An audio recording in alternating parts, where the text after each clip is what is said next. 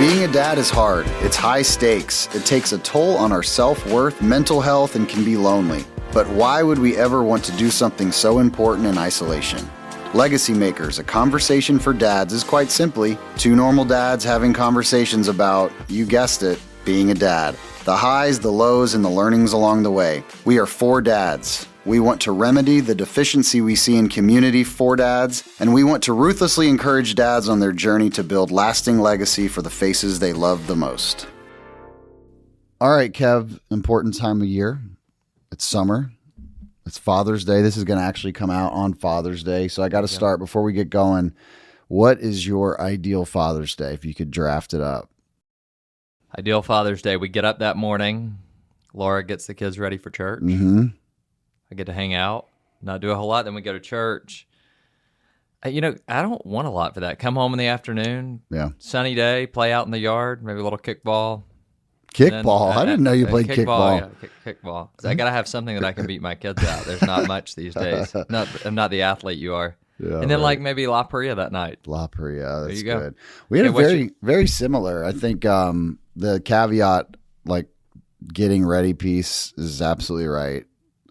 But I would say with no drama, it's unbelievable how it's always the Sunday morning drama getting ready for church. It's just the sounds coming from my house. In fact, I've asked Brittany, because we redo some windows, getting thicker windows, because it's not a good look for, especially with us having this podcast, the sounds coming out of our house. Oh, yeah. Yeah. Just I think, just no drama. Everyone just happy. I think I sit by the pool, dinner by the pool. I'm not one that, and there's nothing wrong with it, but I don't have a vision to go do my thing on Father's Day. To be away from all your kids. I don't think there's anything wrong with it. I don't think there's anything wrong. I especially think for Mother's Day, I'm always Britt, just go get some time. But there's a lot of people that want to go play golf that day. And there's nothing wrong with it. I'd just rather just kind of low key. Brittany's been asking, what do you want to do? And I'm to your point, it's really not that big of a deal for me. Yeah. Just calm. A couple years ago, we did the Braves game on a Father's Day.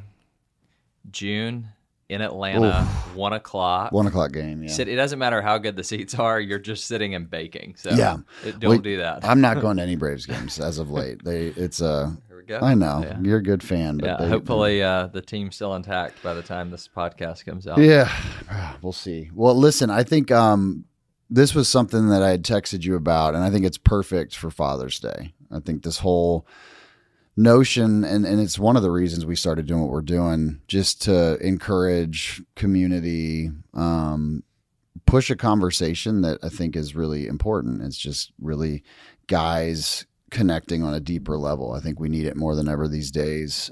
We face a lot of the same things. This whole notion of guys helping guys. So I got to tell you this story. So I was in Las Vegas a couple months ago at this point. Yeah, probably 2 months ago. And early morning workout, which is a humble good thing. Brag right here. There you no, go. but the alternative in Vegas is you just stay up the whole night. So I was feeling good about myself, walking to the gym, and you see it's 5:36 in the morning, and it's just people are still There's going. some people saddled up at the slot machine. They are not nowhere near bed, and I'm man, I'm feeling good. I got sleep. I'm going to work out. Had a good workout, and they had a sauna at this place, right? So I go into the sauna. I get out of the sauna, and instead of, I didn't want to put my socks back on. So I'm walking back to my room with, I'm holding my socks, and I think I had a shirt that was really sweaty too. So I'm in my tank top. So I'm going down the hall. I'm holding my sweaty socks and shirt, and I can feel somebody behind me coming faster and faster. I'm okay, this is kind of weird, but whatever. I'm going to get to my room. Faster and faster, and I kind of turn around, and I'm what's this guy doing? And he's hey. And I'm turn on. I'm gosh, what's going to happen? It's Vegas. Who knows what this person's doing? And he comes up to me. He's you dropped your sock. And he's holding my sweaty sock. I'm oh my gosh. I'm thank you, man. You did not have to pick that up. I'm this is smelly and sweaty. He's oh man, it's all good. Guys got to help guys. And I was all right. And it was this unlock. And so that's kind of what I want to talk about. Not this guy. I don't know who he was, but really nice guy to hold my, help make sure I didn't lose my sock in Vegas. But this notion of I just think we have a deep desire to do that, but we oftentimes it's hard. It's hard to be kind of emotionally available for that kind of thing, the way that we're brought up in society. Yeah, when he says guys got to help guys, what goes through your mind at that point? I was shocked first that he chased me down. I would not do that. But you would not have helped the guy. Would not have helped that guy. Not in that way. But I just it just was like this thing that I think when we're younger, it's something that's much more natural for us. Like we don't have the stigma. We don't have this is like the thing that we have to be as men. Yeah. And over time, I think as you get older, it like continually erodes. I think when you look at females, there is this narrative a lot of time that they're competing or they're against each other. And so I think they have had culturally, they've had good conversations over the last years about like women need to help other women. We need to be on the same team. We need to support like one woman. So because they have acknowledged the gap, they're at least trying to be more intentional about it. I don't think we've acknowledged the fact that we may do it in a different way, but guys are typically thinking about competing with other guys, not helping other guys. Totally. I think that until there's an acknowledgement, and I think there's definitely awareness, but it's like isolation. It's awareness and isolation, because no one's going to be like, hey, I just really need a friend. You know what I mean? That's not how we're wired. But it's amazing when you open that door, how quickly guys will actually step through it. It was like when we started the thing at Legacy Makers at church, I remember being just emotionally so excited. Like I could almost I can get choked up thinking about seeing all those guys walk through the door, because you just don't know. It's like, okay, like, is anybody going to come to this thing? I was reading, kind of preparing for this. There was a Harvard study from 2021, and it's found that 1 in 3 men, so 33% of guys, feel regularly lonely. The other thing, I think of the respondents, almost 80%, when they talked about their relationships with men, like other guys, they define them as functional, like a shared activity, right? So I coach with Kevin, or we'll go play pickup basketball or golf, versus emotion. So functional. So not only are guys lonely at a high rate, the relationships that they have with other guys are functional versus emotionally connected. Yeah. And what I'm not proposing is that all of a sudden this needs to completely flip on its head, but I just think we need to acknowledge that there is an opportunity and really push ourselves to ensure that doors are open for that when it's needed. Because what I think happens, it's that whole gradually then suddenly notion, right? Where all of a sudden, there's a crisis, and now you have a hard time backtracking to build friendships or build function in the friendship to actually have a conversation and get support when you're needed, because it's too late at that point. So there's a guy named Bart at Addo that he's the president of our business, and we meet once a month for what we call a same page meeting, and we spend as many hours as it takes to make sure we leave there on the same page. And the beginning of that meeting is always a personal check-in. How are you? How's your wife? How's how's your marriage? How's your kids? It's a personal check-in. And yesterday we had that meeting, and Bart asked me, he said, how are your friendships? And that's the question he was asking, because looking at that for men, often what you said, there is the functional relationship. There's often in a jam-packed schedule with competing priorities, I think the friendships with guys are the things that fall the wayside the most. Oh, yeah. And the problem is that when the other things and the other areas that we're prioritizing hit the fan or they have problems, it's the friendships that we need to go to be able to have support in that season. I think you're spot on. I think I started to think we can kind of chop up some of these, like, why is this an issue? Is the first question so we've acknowledged it. We both agree that it's a challenge. Yep. I think you have to reverse engineer. Okay, how did we get here? Right. And I think, we've talked a little bit about this, but pride, like, oh my gosh, if I open this door, I'm going to look weak. I'm going to be less of a man. Everyone else has it together. Right. And yep. I don't know if you feel that way, but to me, that's a big one. Yeah. And I don't know. It's like a philosophical question. Like, it's just, Yeah, I think pride is a big piece. We don't want somebody to see that. Here's the other thing. A lot of the way that men, we interact with each other is we kind of kid around or make jokes about things. So, which I think is healthy. Like it's good to make fun of your friends a little bit. Yeah. But when you acknowledge something, if that's our normal thing, we're going to go back and forth. You're going to make fun of me because I'm wearing a collar, and I'm going to talk about you bragging about working out at 5 a.m. in Vegas, whatever. Then when you start to talk about something serious, I wonder if you question inside, like, is the response going to be serious, or are you going to utilize this against me? Yeah. And I think that's a real piece of it. Yeah. And I think you're right. I think you have to be able to go, it's interesting. It's like a leadership connection for me, because sometimes in my job, I have to be 30,000 feet and I have to think 5-10 years out. And then the next conversation might be way in the weeds.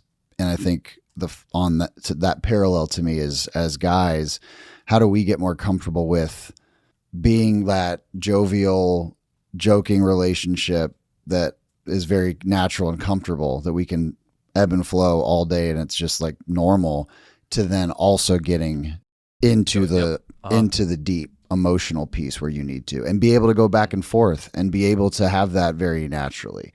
Because to me, that's actually an unlock when you're having an emotional like connection with another guy, to be able to, in the same sentence, be able to be very comfortable, natural, rib, all those things. And then like get into what you and Bart talked about. Like, how's it going? Like, what's really happening with you? And to be able to, because I think humor is a really good tactic to make sure that it's not so serious and intimidating. Like, I'm pretty in touch with myself emotionally and my friends, but like having a 30-60 minute conversation that's so deep is going to just like, it's not in my wheelhouse. Yeah. So you said like, what keeps us from doing it? Pride. We don't want to let people in. There's the kind of overarching cultural narrative. Like, that's just not what guys do. Correct. So all of those things keep us back. I would be curious to think about, how does it look for guys to help other guys? Because we have two things on either end, and I don't think either exactly where we want to be. We have one, picking up sweaty socks in the floor of a hotel. So that's probably not the way that's going to show up. And then you just said a 30 to 60 minute, deep conversation, which are probably going to happen very sparingly. What do you think it actually looks like? I actually, for me, what I've been starting to think about is it's like building a house, right? So how do you start to build a foundation to ensure that when there is a 30 or 60 minute big moment, you have either someone available that you feel comfortable with going to have that conversation, or they feel comfortable with you. So while the sock is a weird little gesture, but it's almost like that's the important piece. It's like the conversation you had with Bart. Hey, we're going to talk about probably a lot of business stuff, but before we do, how are your friendships? Like, you feeling good about, and it might just, it was a light bulb for you, but what that did for you, I would imagine, is, all right, if I need to go a click deeper on something, Bart has made himself available. Like the way he asked that question, he cares about me. He wants to make sure my friendships are strong, that I've got support. Bart's not saying, I want to be your friend, come talk to me, but he's making sure you're good. Yep. You're going to be comfortable. So what I try to do is little texts here and there. Like, I think you're really good at that part. Like, if someone comes to my mind, I will text them more often than not every single time. But like, if my mind's always going, if I'm driving or in a plane and I'm like, something pops in my mind, I'm always like, hey man, you're in my mind. Hope you're doing great. Let's So I think that is something very little that all of us can do. And it's a step forward. It's not going to change the world, but like, that is a foundational thing. Yeah. I think that the text check-in is a good one. I think the next step is like, what is the next step when they need something? Yeah. And I think sometimes I think you've talked about before, just picking up the phone when you know there's a problem. Yeah. I got a buddy's, face in my head that is going through a tough time, and I got a late night text from him 5 or 6 weeks ago, and I think it was a text he regretted sending because he just was vulnerable and sent a text, and the next day I checked in and he was like, no, I'm good, man. I appreciate you checking in. I probably shouldn't have sent it. But I have pursued him the last 5 or 6 weeks. Mm-hmm. And I think that's what you have to do, because it's just so cliche, but guys just don't want to deal with their emotions. And if there's a door opened, or if you notice something differently, it's on you to continue that. They're not going to come to you with it more often than not. Like, you're with your friends a lot, or you know somebody a long time. You can tell when something's not going right. You got to pursue them. So pick up the phone, text, go grab lunch. But on the flip, we're talking about what you can do. A lot of it is you have to be open enough to find when you have issues, to be able to be willing to open up on that. And that's where you lose me a little bit on that, because I know that's the tough part for me, is that I think for a guy to be willing to acknowledge a gap or a challenge or open up, I don't want to do that to somebody who their life looks perfect, or it looks so. Part of it is, I hate vulnerability, but we've got to be open enough to share that there are challenges, so that we have the opportunity to help other people in their challenge. So, but don't gloss over that. So I guess think about times in your life. We tie a lot back to the workplace. You have done a lot of different things. You have started businesses, you've spoke, you've written, you've done a lot of nonprofit work. I would imagine when you start to go into adjacent fields, or you do something new, there's probably a feeling of like, can I do this? Mm-hmm. Do I have the license to go into this space? Am I going to be successful? Are people going to think I guarantee you all that stuff goes through. Yeah, no doubt. But why have you still pushed through that? Yeah, it's a good question. I think I think there is some level of confidence based on past success, but what's interesting about what you're saying is I am willing in those environments to acknowledge, like, I know this, I don't know this, or I've got this together, but I don't have this together. Yeah. But I am far more willing to do that professionally than I am personally. Yep. Like I know. A new industry, hey, look, I've got this experience over here. I have no idea. So I was speaking at an event last week, and I sat down with a person before, and I said, I don't know any of these 3 things. Can you help give me some context here? I don't know that I'm as willing to do that personally. And so it's a good unlock. I think we have to try to mingle both sides of that, because I'm the same way. Like, I have no issue. I'll go after a role that I might have 5 of the 10 things. Yeah. And I'm like, I'm the best person for the job. Yeah. But if I don't have something figured out on the personal side, it's hard. And I think I try to go back. And again, sometimes we talk to our kids about, like, we also need to take our own advice on, right? So I tell Camden all the time, he gets really nervous before games. I try to frame it. What's the worst? So you strike out 3 times today. You miss every ball. Like, you still have mom and dad that love you. You have buddy. Like, what changes? Yeah. Right. And so it's almost like when we're doing that at work, it's like. But it's same, like, so if you're feeling anxious about if you're upset about something, you need someone to talk to, like, worst case, you open up to one of your friends and they completely, all right, well then maybe they're not your friend. Like, worst case, right? So I think we have to be, it's weird to think about being bold and courageous, like just being vulnerable when you need to.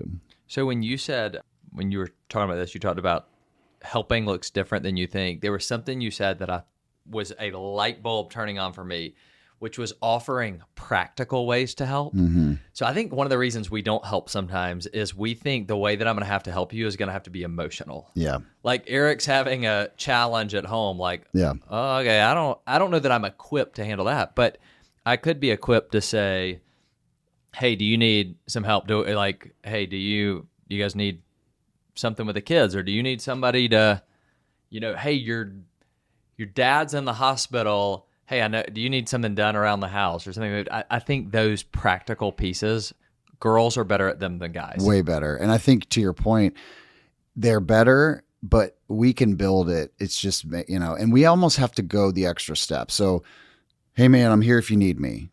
Okay, that's fine. Yep. But the better step is, like you said, hey, I know that this has got to be hard. why don't the kids come over, play with the kids, give you some time? Like, actually go do that. Like, take the extra step. Because if you say to me, hey, Eric, I know you're going through a tough time. Like, let me know if I can help. That means something to me, but like, I'm never going to ask you. Yeah. If you could but give if you a like gave a practical- tangible, hey, I'm going to come over, I'm going to do this. You have no choice. Like, it is what it is. Those types of things. As we get kind of closer to putting a bow on this thing, the one thing I wanted to kind of discuss and at least mention, this helps us, but we talk a lot about with our children seeing us, it's, caught versus taught. My kids, I believe, are going to be better if they see this play out, if they see me being intentional, trying to help others and to serve others. So I can say, hey, we're going to be servant leaders. We're going to do these things. This is what the Bible tells us about this. This is my expectation. That's important. But if they're like, see me, hey, Dad, where are you going? Hey, my buddy, I'm going to go see him. I'm going to help out. He's got this issue. Or this is very important to model this for them. Yeah, I think that's key. Hey, here's my closing thought on that. A lot of times if you're sitting here listening to this episode and you're like, man, I wish I had a sock guy. I wish I had somebody that loves me or cares about me. I think we think about that a lot. Zig Ziglar, when he used to talk about friendship, the late, great Zig Ziglar, he would say this. He'd say, if you go out looking for a friend, you'll find they're very scarce. And then he'd say this, but if you go out to be a friend, you'll find them everywhere. And I think on this Father's Day, the challenge is like to be the initiator. You may need to be the guy receiving on the other end, but it's important to be the guy that's helping other guys. And I think if you start to do that, you end up with people on the other end that will reciprocate. Yeah, I think I love that thought. I'll close with this. I think not only be the initiator, before the initiator, you got to be the guy who notices. Yeah. You have to be aware. You need to try to focus outside of what's going on. Like, be the guy who watches the guy drop the sock, right? Like, you have to be looking with your friends. You got to look and notice where people need something. And then you have to have action. So you got to be a man of action, but action starts with awareness. It does. I think that's really key. Yep. Well, happy Father's Day to the guys and anybody else listening. But, Yeah. Hope you guys will help other guys. Yep. Help other guys. Happy Father's Day. Thanks for listening to Legacy Makers with Kevin Scott and Eric Blumenthal. Make sure you download and subscribe wherever you get your podcasts. This podcast is a production of BG Ad Group. All rights reserved.